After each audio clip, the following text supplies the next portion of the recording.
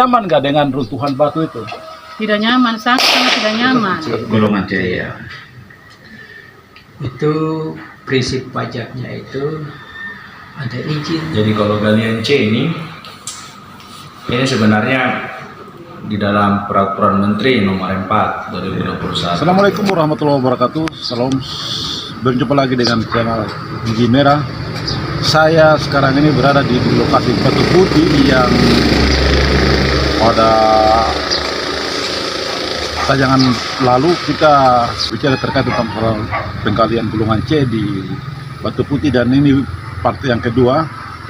Di belakang saya ini bertepatan dengan galian juga. Di sebelah kanan saya ini ada sisi rumah yang kurang lebih 20 meter ya, 20 meter saja dari reruntuhan bangunan. Dan di atas sana itu pohon yang sewaktu-waktu tinggal mau jatuh saja ini. Karena struktur batu ini renggang semua. Struktur batu ini renggang semua, ditambah dengan angin kencang tiap hari, ini membuat sehingga batu-batu ini kapanpun dia akan jatuh.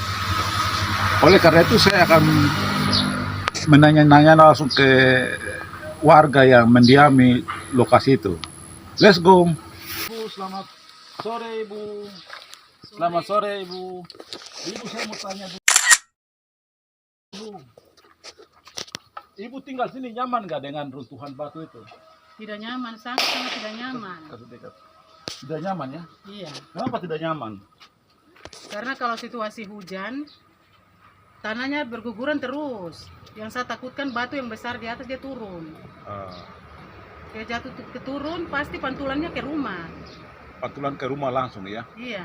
Oh, berarti sekarang ini kalau Ibu tidur tidak nyaman ya? Tidak nyaman. Malam-malam tidak nyaman. Apalagi situasi sekarang ini, angin, hujan.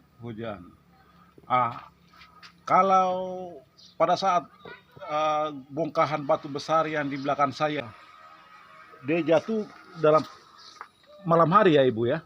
Sekitar pukul berapa itu dia jatuh itu? Malam hari. Malam hari ya. Terus selain Ibu takut, apa yang diharapkan oleh Ibu? Yang saya harapkan itu kalau boleh Stop dulu. istirahat dulu, terus bagaimana dan seperti apa untuk membuat kita nyaman lah. Nyaman ya. Iya, Supaya jangan ada galian. Iya. Sudah. Stop galian saya sudah. Iya. Begitu ya. Masalahnya ini 20 meter dari Ibu punya rumah. Di Iya. ketinggian kayu sudah. Ini tinggal sewaktu-waktu saja kayu ini dia jatuh. Jadi untuk sementara stop dulu ya. Iya. Itu harapan Ibu dorang ya. Iya. Oke, terima kasih Ibu. Selamat siang. Iya. Sekarang ini kita sudah menuju ke kantor Dinas Pendapatan Daerah Kabupaten Kaimana untuk menanyai kita terkait tentang masalah restribusi yang diberikan oleh galian golongan C di Kabupaten Kaimana. Untuk mempersingkat waktu, kita langsung menanya ke dalam. Duduk. Ade ini kameramen jadi. Silakan. Minta maaf dengan Bapak Labania, Yo, Kepala Dinas Pendapatan Daerah Kabupaten Kaimana. Bapak, ini saya mau tanya. Saya dari kemarin tadi ke Dinas PTSP terkait dengan masalah perizinan yang golongan C. Namun mereka bilang perizinan ini nanti datang dari Kementerian SDM. Nah, terus ini mau tanya nih loh, terkait tentang masalah retribusi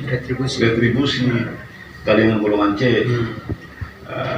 Memang pada saat penggalian itu ada surat izin atau bagaimana dari? Ya. Yang pertama kita bedakan dulu. Masih kamera dekat dikit. Iya. Pajak mineral bukan logam dan batuan itu yang sebelumnya kita kenal dengan nama golongan C. Golongan C ya. Itu prinsip pajaknya itu ada izin atau tidak ada izin. Material naik di trek Harus bayar. Itu harus bayar, jelas itu. bukan pajak terjadi. Itu itu sudah pasti. Yang menjadi persoalan apakah tempat itu diizinkan atau tidak, itu wewenangnya OPD terkait. Betul. Nah, dan memang untuk perizinan pertambangan itu dari Kementerian ESDM, ya. Provinsi. Nah, seperti itu. Terus begini Pak, setiap restribusi masuk ke dalam trade, Itu pajak-pajak. itu pajak. Satu rate berapa kira-kira? Ya, jadi di peraturan daerah nomor 3 tahun Nomor 3 tahun 2011 2011. yang kita sudah ubah menjadi peraturan daerah nomor 7 tahun 2019. Iya. Itu tarif pajaknya itu 12% dari nilai penjualan. 12% dari nilai penjualan.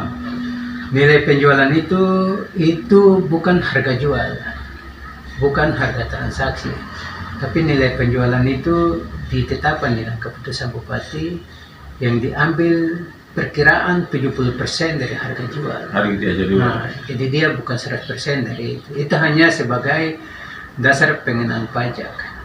Tarif pajaknya dia persentase. Jadi kalau satu rate itu kita hitung kalau pasir rata-rata 3 meter kubik. 3 meter kubik. Itu perkiraan. Jadi itu kita harus buka perda ini supaya ini masalah angka. Iya, ini masalah angka. Oke, kita sudah tahu. Oke. Terus kalau masalah batu nih, batu dan tanah sama ya? Sama. Jadi yang membedakan dia punya nilai jual. Itu yang membedakan. Tarif pajak semua sama saja. Oke. Terus selain itu menyangkut masalah jalan, jalan yang digunakan untuk pengangkutan material ini ada distribusi nggak? Nah, itu yang sampai sekarang kita belum atur peraturan daerah terkait itu. Oh, itu yang belum diatur dalam Perda ya, Perda Kabupaten kayak mana belum diatur itu ya? Yang kita atur hanya pungutan. Pungutan. Kalaupun material tadi diambil untuk jalan, tetap pengenaan pajaknya sama pajak mineral, logam dan batuan. Itu pasti sudah, Pak, itu otomatis otomat masuk di kas daerah, itu sudah pasti. Hanya jalannya ini yang belum ada perdanya ya. Yang dimaksud jalan yang bagaimana? Jalan yang dipakai untuk keluar terus melalui jalan protokol dan segala macam aktivitas itu yang belum ada. Itu belum ada. Itu sesungguhnya ada satu peraturan daerah yang harus kita buat, yang namanya retribusi pengendalian lalu lintas. Artinya ketika material dengan kapasitas beban bobot kendaraan yang mau lewat di jalan aspal ini, itu dia kena retribusi itu. Tapi perda pungutan itu belum dibuat. Berarti untungnya CV dong. Ya. PT yang mengambil material itu untung ya. Berarti itu rugi. Tapi yang dimaksud dengan retribusi pengendalian lalu lintas itu contohnya begini. Ini jalan ini itu bobot kendaraan sekian. Tetapi harus lewat alat berat. Nah, yang kayak begitu yang dia kena retribusi karena ketika dia lewat paling akan merusak struktur jalan. Nah, makanya dia yang itu yang dimaksud. Tapi kalau golongan C 1 rate 2 rate itu kapasitas bobot jalan sudah memenuhi standar dan tidak pungutan retribusi sih. Tapi ini kan jalan yang digunakan Pak. Ini jalan yang digunakan pasti ada retribusi. Kenapa? Karena jalan rusak pasti keluar APBD. Itu satu. Kedua, mengganggu arah transport lalu lintas yang lain. Terus ada pengawasan di sana nggak? Dari dinas dari Bapenda sendiri itu dia terkait hanya dengan pungutan. Tapi ada petugas yang di lapangan. Kita punya petugas lapangan itu kita sudah tarik karena memang kita kayak mana tidak punya lokasi pengambilan yang menetap. Sehingga kita punya petugas kewalahan jaga di sini truk muncul dari tanpa lain. Ini kekurangan tenaga ini. Seperti itu sehingga yang menjadi tenaga kerja ini namanya. Kalau tenaga memang tenaga pengawasan ya. Tapi yang menjadi persoalan itu belum ada lokasi pengambilan yang ditentukan oleh pemerintah daerah secara menetap sehingga semua ambil di lokasi. Yang terjadi sekarang masing-masing orang angkat di lokasinya masing-masing. Itu jadi kewalahan besar ya. Berarti kita harus cari solusi dong ini, cari solusi yang baik untuk itu. Oke Pak, terima kasih banyak. Nanti Bapak dibuka di YouTube. Saya sudah Oke. Ya, sekarang ini saya menuju ke kantor Bapeda Kabupaten Kaimana terkait tentang masalah lingkungan hidup. Bapak Dula. Oke, Bapak Dula. Siap. Bapak Dula, saya sekarang ini dari kemarin saya lagi ambil lagi jalan-jalan ke Batu Putih dan lihat itu ada galian. Di mana nih? Di Batu Putih, di gereja itu ada Sebelah kanannya? Sebelah kanannya tuh. Oh iya. Saya mau tanya dulu, dari Batu Putih itu daerah apa sih sebenarnya? Konservasi atau daerah apa? Hutan lindung atau gimana? Jadi kalau dari daerah Batu Putih itu bahwa itu dalam arahan RDTR itu perlindungan setempat. Perlindungan setempat. Dia bukan hutan lindung. Kalau hutan lindung itu mulai dari SD Matoke, SD kan? Iya, SD Mato, bukan SD apa SD yang kecil itu ya? Ya, dia sampai di Iya. Tanggaung itu ada hutan lindung. Iya. Itu perlindungan setempat karena kemiringannya di atas hampir 90 derajat ya perlu dilindungi. Iya. Terus kalau yang di Batu Putih gimana? Batu Putih ini? Batu Putih. Iya, Batu Putih itu bukan daerah lindung. Perlindungan setempat sama dengan hutan lindung. Hutan lindung, ya? Sama juga. Iya. Sama. Ah, terus tadi saya tanya ke bagian PTSP terkait dengan perizinan, tapi mereka bilang perizinan itu langsung dari Kementerian SDM, betul, memang benar.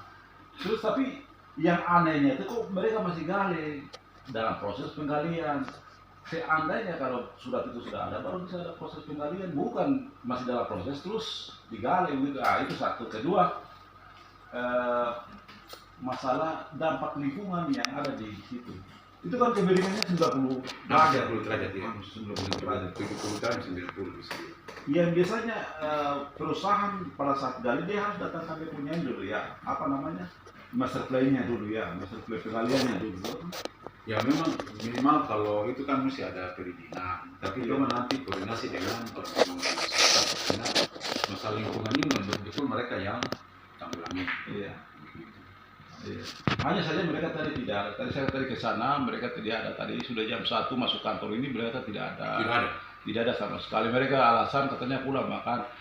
Dari warung makan ke kantor itu hanya cuma jarak 30 meter doang, bukan 1 kilo atau 2 kilo. Itu bukan alasan. Oleh karena itu Kementerian dari SDM tolong perhatikan anak-anak buahmu di daerah-daerah ini. Tingkatkanlah mereka punya kinerja supaya daerah juga makmur, aman, dan tentram, sejahtera, gemali pagi itu loh. Dan nanti Bapak lebih banyak koordinasi dengan mereka lagi kok. Iya. Oke. Terima kasih Bapak Dula. Iya. Saya sudah ucapkan terima kasih sudah minta waktu untuk Bapak. Kita Bapak terganggu karena saya sedikit Tidak apa-apa. Bapak. Terkait masalah ini kan dampak sekali itu. Orang ibadah terus turun lagi, batu turun lagi ke masyarakat dari jarak antara rumah itu 20 meter. Tadi malam ada gugur juga tuh. Iya. Tadi malam gugur. Tadi malam gugur itu. Oke, itu saja ya Bapak Dula ya. Terima kasih banyak dari Bapak Dula ini bagian lingkungan hidup juga ya. Bukan. Di Bapeda bagian Fispra. Dari Bapeda bagian Fispra. Iya. Fispra itu apa? Visi dan prasarana. Visi dan prasarana. Itu Iya. juga menyangkut masalah lingkungan Iya. hidup juga. Iya. Tapi internal kabupaten. Iya, betul. Nanti setelahnya juga tahu Bapak. Ya, Bapak. oke. Baik. Oke Bapak Dula, terima Siap. kasih. Assalamualaikum. Waalaikumsalam. Hormat. Telepon selamat datang untuk Bapak Binsar Sintana. Sama-sama. Ini dia bagian lingkungan hidup dan analisis dampak lingkungan. Siap. Pak Binsar, minta maaf. Di sana iya. Pak Binsar, ini kan kita lagi galian-galian C ini. Menyangkut masalah AMDAL yang dilakukan oleh penggalian PT terhadap galian golongan C di Batu Putih itu bagaimana kan Bapak terkait dengan masalah? Ada reklamasi atau ada master plan yang dilakukan oleh PT atau bagaimana? Jadi kalau galian C ini sebenarnya di dalam peraturan Menteri nomor 4 2021 itu ada pelimpahan kewenangan pelimpahan kewenangan dari kabupaten provinsi ke pusat terkait dengan dia punya aturan, karena di situ diatur semua ke pusat. Nah kemarin kita ikut pertemuan dengan Ibu Menteri, dengan Dirjen Penanganan terkait dengan analisa dampak lingkungan nih. Itu akan dikembalikan ke daerah, terkait dengan dia punya perizinan segala macam. Nah, hanya sekali lagi bahwa bagian sebelah kanan sebelah kanan kalau kita di Batu Putih itu itu kan dia masih ada di dalam kawasan yang ditetapkan RPJMD apa nih, RTRW kita sebagai zona inti gitu. Jadi zona inti ini mengharuskan bahwa teman-teman di Bapeda melakukan kajian toh. Kajian. Jadi kajiannya itu nanti ya mungkin bisa dibilang bersama-sama apakah kedepannya akan dikasih izin atau, tapi saya pikir bagaimana ya, galian di sana itu saat ini ya belum ada izinnya. Belum ada izin memang. Ya, belum Tapi ada. begini Pak Bisa, belum ada izin tapi PT yang bersangkutan sudah gali. Ini persoalan juga nih. Jadi yang gini Pak, beberapa hal yang kita jadikan patokan itu pertama sebenarnya kebutuhan daerah. Dalam arti kayak mana nih seharusnya sudah punya tempat yang ditetapkan bahwa ini boleh menggali di kawasan ini. Hanya belum ditetapkan oleh pemerintah daerah bahwa wilayah ini bisa menggali, sehingga masyarakat yang punya petuanan merasa dong punya tanah milik karena belum ada aturan yang mengikat, ya mereka bisa dibilang ya jual ke orang yang mau gali. Nah, PT yang bersangkutan. iya, PT perseorangan, nah itu kan biasa begitu. Kadang-kadang mereka sendiri yang olah, hanya sewa alat begitu. Nah ini yang menjadi apa ya? Menjadi dilema dalam arti ini, kita kan daerah ini butuh maju, butuh berkembang ya, butuh kalian. Nah kalau tidak ditetapkan ya masyarakat tetap merasa bahwa ya ini dong punya lahan. Nah, karena memang beberapa waktu mereka yang punya yang kerjakan galian ini mau legal, dong tidak mau ilegal. Dong pernah bilang saya Pak, kami ilegal itu rugi. Karena ada oknum-oknum yang mengatasnamakan ini meminta sesuatu dari kami. Pungli. Sehingga kami merasa lebih bagus kami legal, bayar pajak, urus izin, kami bebas, tidak ada pungli gitu. Kami bayar ke negara gitu, jelas. Nah, tetapi kita punya aturan belum memberikan kepastian gitu. Maksudnya gini, lingkungan hidup mau kasih keluar izin, tapi harus ada izin lokasi dari Bapeda. Itu kan ini kan peraturan perizinan. Ini ada RTRW, ada RTRW, nah nanti baru mereka mengurus perizinan di sebelah ini. Ya toh? Iya. Kan ini kan ada RTRW nih. Jadi RTRW dulu baru urus izin AMDAL kah, UKLUPL kah, SPPL di sebelah. Iya. Nah itu terkait dengan perizinan. Makanya ya ini kan sekarang teman-teman di Bapeda lagi revisi toh. Lagi revisi RTRW. Apakah kawasan itu bisa dibikin jadi kawasan yang bisa dibilang apa ya, istilah di RTRW itu apa, ruang penggunaan lain. Ya, jadi ruang penggunaan lain. Kalau memang bisa dijadikan ruang penggunaan lain, berarti bisa mengurus izin. Nah, terus begini, dari kemarin saya kan tinjau langsung ke lapangan. Di situ kan 20 meter dari tempat ibadah, 20 meter runtuhan batu dari tempat ibadah. Jadi 20 meter itu pada saat bongkahan batu turun, itu 20 meter langsung di tempat ibadahnya.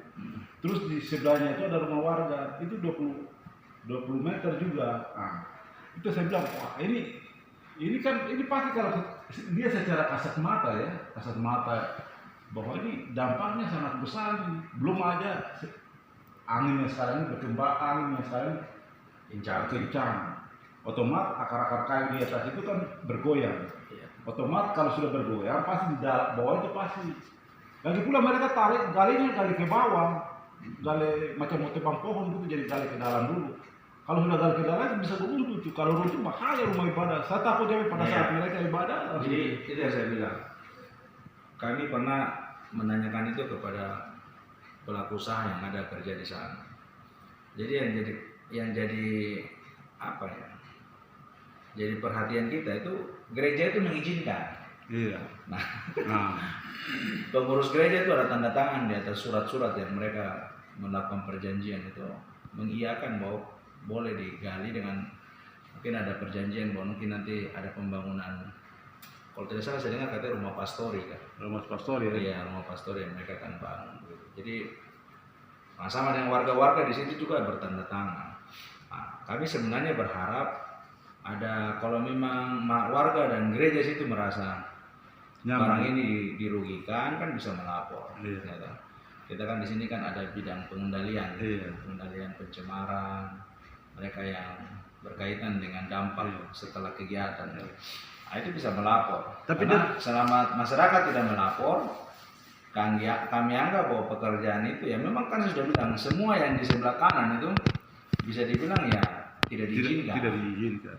Tetapi satu hal lagi yang menjadi perhatian kita, Kaiman ini kan lagi membangun kan, Iya. orang bangun rumah cari timunan, Iya. ya di situ menjual. Dan, Hanya saja nah, kok kenapa dipakai di daerah situ? Coba pakai di tempat lain karena di daerah situ memang fatal sekali tuh. ya memang itu yang saya tadi bilang. Tadi malam kan ada runtuhan juga. Memang beberapa waktu kan sudah pernah berapa kali situ beruntuhan toh. Iya. Hanya itu yang tadi saya bilang. Kami di lingkungan hidup ini kan menerima laporan dari saja. warga Iya. setempat terkait dengan warga berkeberatan, warga seperti apa. Maka kami juga sebenarnya ya itu tadi dilema toh. Saya bilang dilemanya itu karena secara aturan lingkungan hidup bisa mengizinkan bila ada izin dari Bapeda. Iya. Itu mutlak izin Tapi, lokasi namanya. tapi begini Pak Binsar, walaupun warga memberikan izin, tapi kalau dari lingkungan dari dinas ya Bapak Lampodi sekarang ini dilihat dari segi kelayakan memang tidak pantas ya harus ada itu. dan itu memang harus stopin. Itu kan itu yang tadi saya bilang toh. Ketika pekerjaan ini jalan, sebenarnya kalau kita mau bicara, saya ini pernah satu kali itu kasih stop yang di depan Samsat dulu Honje yang Iya. Oh iya benar.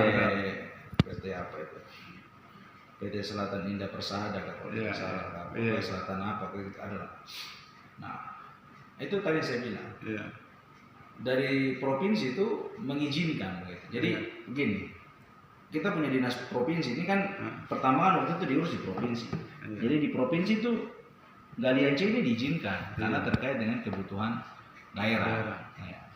Hanya terkait tadi yang Pak bilang lokasinya kenapa harus diambil lokasi yang rentan. Yang kecelakaan rawan musibah ya. Rawan longsor. Rawan longsor. Hanya memang yang tadi saya bilang Batu Putih ini kita bilang bahwa di situ mungkin kalau lihat dari kualitas galiannya mungkin lebih bagus mungkinnya dibanding galian-galian yang ada yang lain lah. Mungkin yang lain kayaknya tanah, hanya di situ mungkin galiannya kan ada semacam ada batu-batunya jadi ada ininya. Tetapi sekali lagi itu yang saya bilang teman-teman di Bapeda kalau memang itu zona inti atau rawan musibah, memang kan kita sampai hari ini belum dengar lah ada tiba-tiba musibah karena rumah apa ini. Tapi memang kita tidak berharap harus ada musibah dan tapi maksudnya dari sini itu yang tadi saya bilang kita orang mau bikin dia legal, tetapi satu sisi lagi secara aturan ya saya tergantung dari teman-teman di Bapeda saja. Jadi kalau Bapeda tidak kasih izin, ya otomatis izin lingkungan tidak keluar. Nah, itu saja. Nah, ini kan kajiannya ada. Nah, kalau bilang kenapa ilegal dibiarkan, ya kembali lagi kalau memang macam teman-teman Satpol PP merasa itu ada, ya tahu, yang berkaitan dengan perda dan lain-lain, itu kan bukan wewenang kita, maksudnya gini. Kita kan tidak bisa masuk di wewenang orang lain dalam penindakan. Betul. Yang penindakan kan Satpol PP. Betul. Kalau RT RW ini perdanya masih hidup, ya hanya Satpol PP yang pendekat perda tuh, bukan LH. Betul. Memang kemarin saya ke lapangan sekali langsung lihat sama petugas atau pekerja tambang galian C di sana, itu memang belum ada perizinan. Katanya perizinan masih diproses. Kalau seandainya perizinan masih diproses, kenapa mau digali? Saya bilang, kenapa mau digali? Iya. Seharusnya ada perizinan dulu, suratnya sudah ada, baru bisa digali. Ini kan masih dalam proses, masih digali. Makanya tadi yang saya bilang toh, ini kan kembali lagi, ini kan zona abu-abu Pak. Iya. Ini zona abu-abu. Kita dalam perizinan ini kan, yang tadi saya cerita. Iya. Satu sisi dari provinsi ini mengarahkan bahwa memang harus ada galian. Iya. Kalau macam contoh Kabupaten Kemah tidak ada galian, otomatis kan kita harus beli dari luar. Iya. Ya kan Pak punya bahasa, kenapa harus lokasinya di situ, tidak yang Iya. lain kan? Iya. Nah sekarang bagi saya ada pertimbangan-pertimbangan, mungkin masyarakat mungkin lebih suka beli galian yang ada di wilayah sana dibanding wilayah lain. Mungkin contoh wilayah lain hanya tanah. Iya. Nah terus petualan-petualan yang punya hak di lokasi Iya. tersebut memang menjual. Menjual. Nah, hanya seharusnya itu mereka menanyakan dulu ke pemerintah. Betul. Bisa tidak kami buat ini? Benar. Nah, hanya memang persoalannya karena pemerintah Kabupaten Kaimana ini belum bisa memastikan bahwa izinnya bisa legal atau tidak. Betul. Nah, makanya tuh galian-galian itu kan bisa dibilang banyak punglinya. Betul. Gitu. Oke, Pak Binsar, terima kasih banyak. Kita sudah bincang-bincang. Saya bicara dengan Pak Binsar Sitanggang. Beliau adalah salah satu kabit Kepala Seksi AMDA. Kepala Seksi Analisis dan Dampak Lingkungan Kabupaten Kaimana. Sampai berjumpa di part berikutnya. Waalaikumsalam.